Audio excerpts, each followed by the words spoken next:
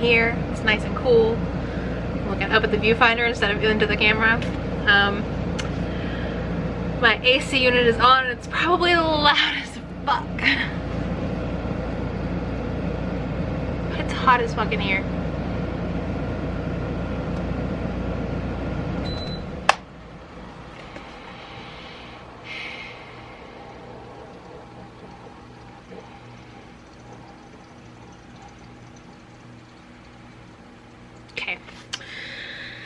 Okay, a book review for the Self-Indulgence book, Shelf? Did I say shelf in the other one? Did I say self? Shelf-Indulgence book club? Anyway, the secondary read for the Shelf-Indulgence book club for the month of July 2021 was Meet Me in Another Life by Katriana Sylvie. I have the cutest audience. Hi, Bubba. I got ear wiggles in response. Okay. Meet Me in Another Life. I read this book just because I was walking through Barnes & Noble, which is remarkably overpriced if you're going to buy your books. Buy them on Amazon. Get Prime. Use your student membership to get Prime if you're a student. If not, find a student with Prime. I walked into a bookstore today, a bookstore being Barnes & Noble. I'm a Barnes & Noble member. Like, I pay the $25 thing per year fee for what the fuck has happened to my voice? I pay the $25 per year fee to be a Barnes & Noble member to get, like, I think it's like 10% off everything in the store or books or whatever, and then 40% off best-selling hardbacks and a discount at the cafe, whatever. It's the only bookstore in the area besides Second and Charles, and Second and Charles is like great and I love it, but it's pure chaos in the store. Like, there's like no organization to the books.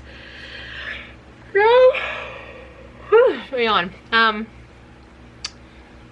And anyway, so the primary bookstore in the area, Shreveport Bossier, is Barnes & Noble.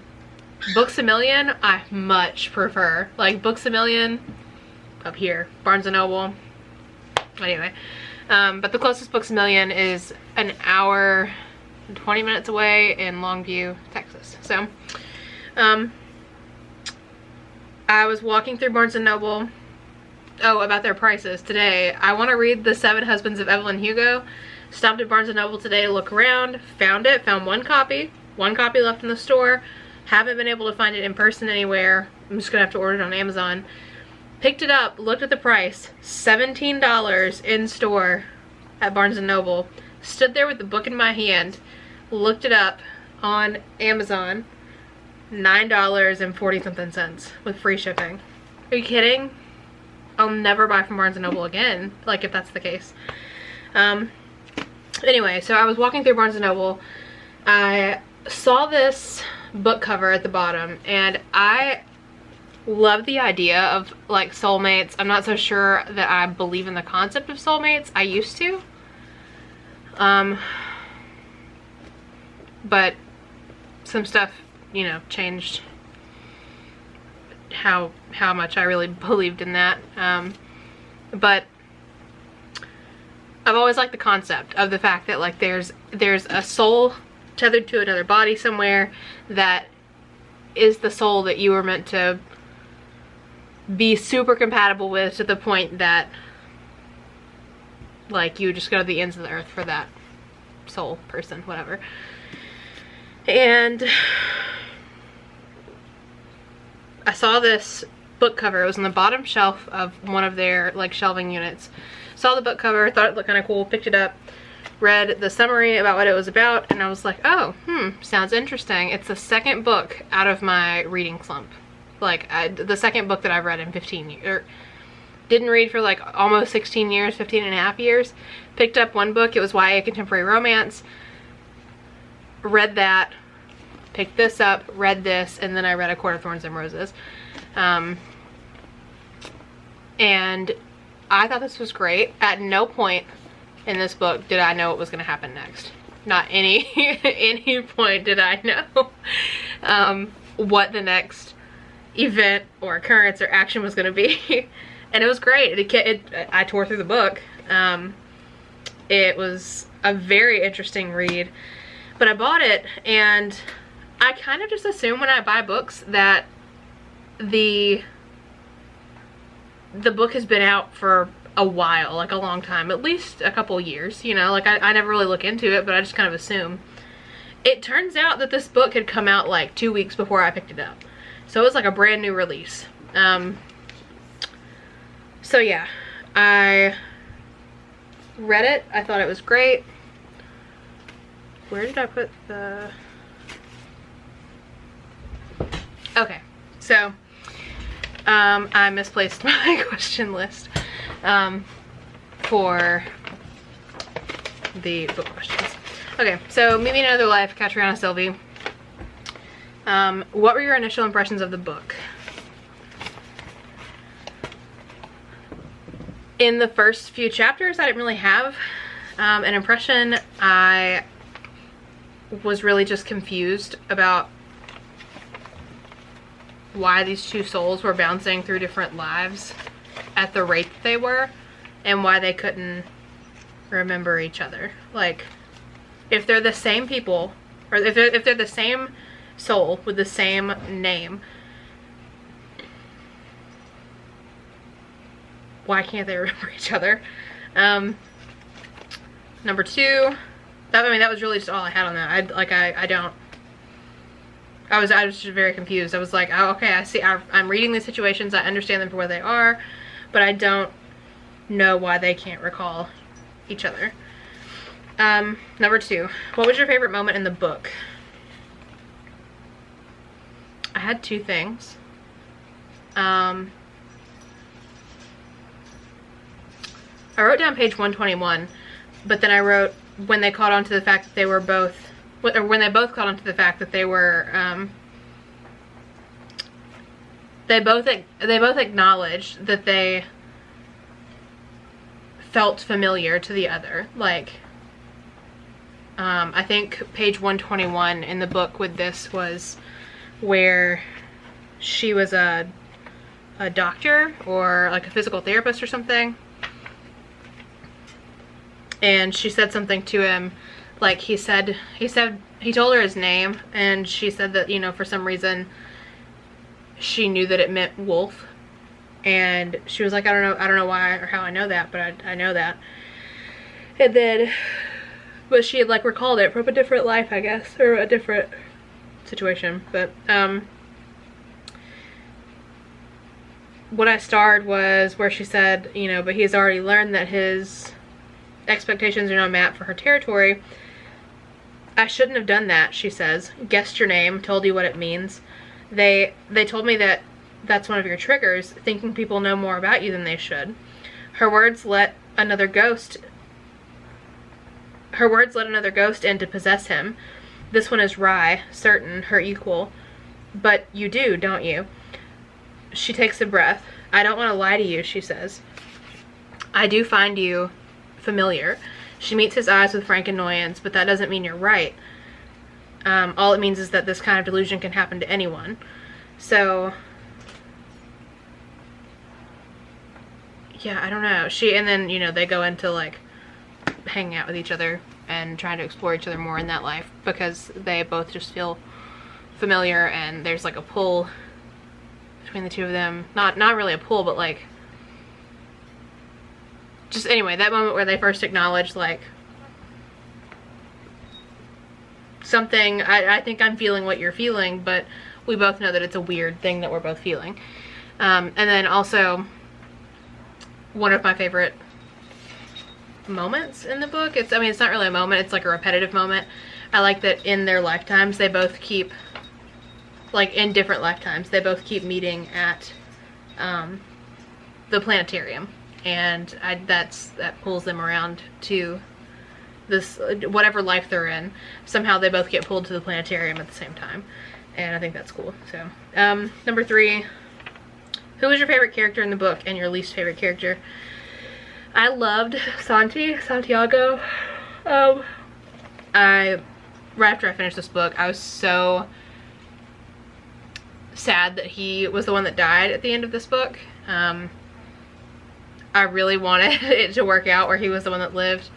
My least favorite character in this is Thora. I like Thora. I don't love Thora. I think that Thora was like, sure, a strong female, whatever, but I think that she was selfish, and I think she was entitled, and I think she was quite self-centered. And despite the ending, how, you know, she was like, it's fine, you know, I'll die, you go, whatever.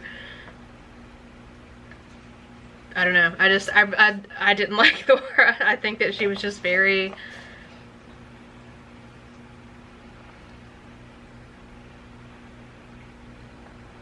self-centered. I don't know, like, and there's nothing wrong with that. Like, there's nothing wrong with being, you know, like, focused on yourself to a point.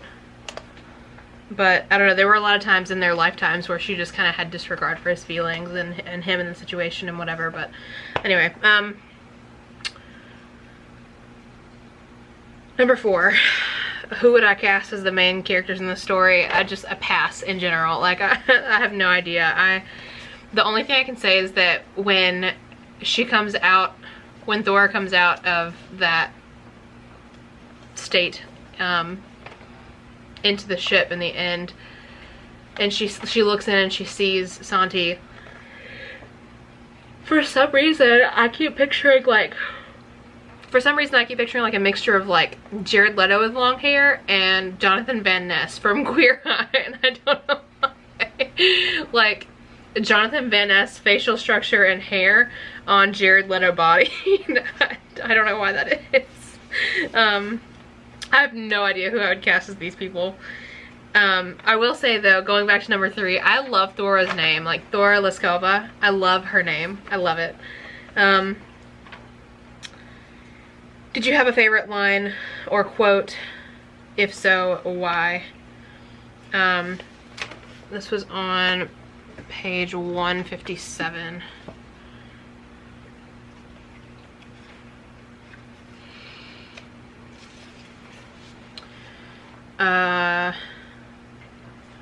Not necessarily how it's used, like who it's between in this point, but just, I don't know.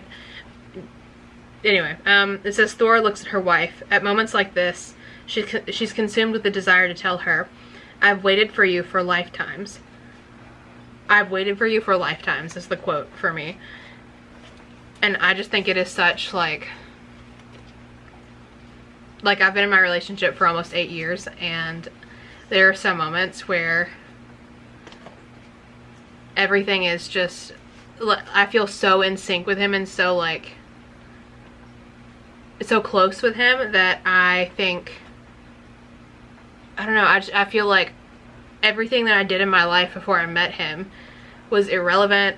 I didn't really start like my real life until I met him and started, you know, like experiencing everything that he was and that he like allowed me to be. Not that he allowed me to be, but like that meeting him, like I met him and I came out of my shell, and like because I came out of my shell and grew into a different person and like was able to like blossom more, it allowed me to, you know, access different avenues of my life. And anyway, but I've waited for you for lifetimes. I felt like I've been alive forever, as every like 17, 18-year-old does, you know. You're like, okay, I'm never gonna grow up, you know, but at the same time it's like the time between 16 to 18 is like a fucking century is how it feels in the moment. But anyway, number 6, Number 6, if you could ask the author one question, what would it be? What determined time? Like there were times where they would be in the same lifetime, somebody would die, and then like say Thora dies and goes into her next life and Santi is still in this life. What determines how much longer he's in this life before he jumps into the next one to be with her? What determines how long she's waiting for him? Because like there were times where she was like, oh, I've been here for 50 years, you know? And then he shows up. Like, what? How is that determined? Like, what? I'm sure it's all random, because at the end we find out that it's you know, like a program essentially for them to inhabit while they're in space travel for X amount of time. But number 7, did the book's plot and ending meet your expectations? I never saw the end coming. I don't know what I expected. I realized that they kept going to a planetarium. I realized that there was a lot of weird shit going on, and I realized that it was all coming to a head at some point. At no point could I have ever been like, they're trapped in a spaceship that has been, you know, damaged and they're hallucinating thanks to a program designed by the developers of like NASA type software to help them transport in leisure with entertainment. I would never have guessed this. Oh my gosh. But yeah, I mean, I thought it was great. I thought the plot was great. Cool build up, great stories in between.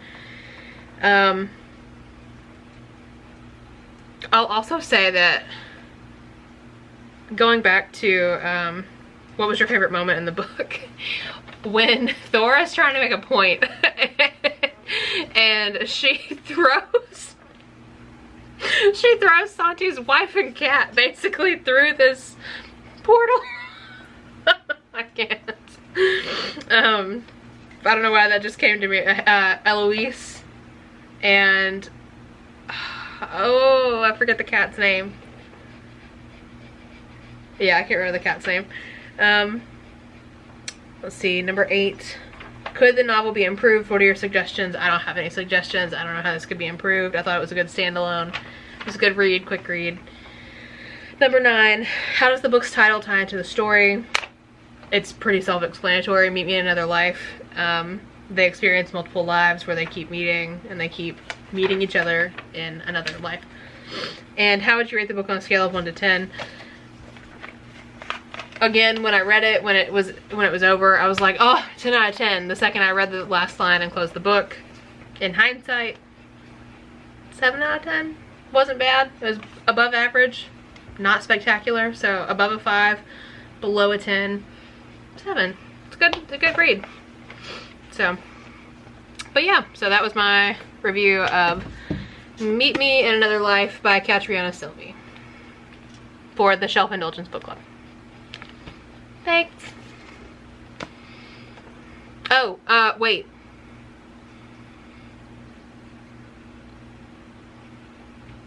Today's the 30th, July 30th. August is right around the corner.